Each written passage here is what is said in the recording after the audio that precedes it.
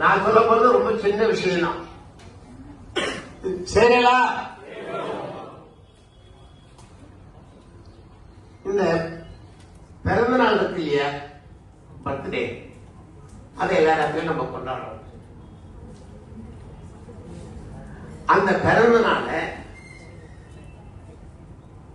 நட்சத்திரத்தை அன்னைக்குதான் நாம் கொண்டாடுவோம் நம்ம குழந்தைகளுக்கு குறிப்பாக அப்படிங்கிற ஒரு வருத்தத்தை இன்னைக்கு எடுத்துக்கலாமா? டேட் ஆஃப் பர்த் அப்படிங்கறத கொண்டாட வேண்டாம், போட்டோம். நம்மளுடைய ஜன்ம நட்சத்திரம், நம்மளுடைய சம்ஸ்காரம், நம்மளுடைய பண்பு பதிவு நம்ம குழந்தைகளுக்கு சொல்லி தரணும்.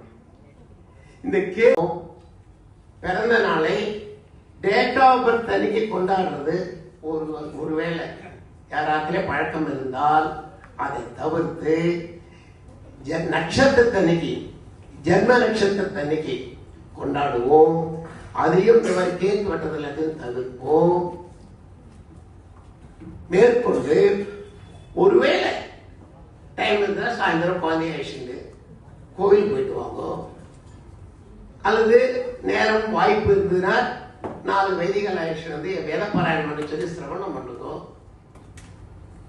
மொத்தத்துல ஜன்ம நட்சத்திரத்தை அன்னைக்கு மையமா வச்சுதான் நான் இனிமே பிறந்தநாள் கொண்டாடுவேன் அப்படிங்கிற விஷயத்த நம்ம இன்னைக்கு ஒரு சபதம் மாதிரி எடுத்துப்போம். ஓகேவா?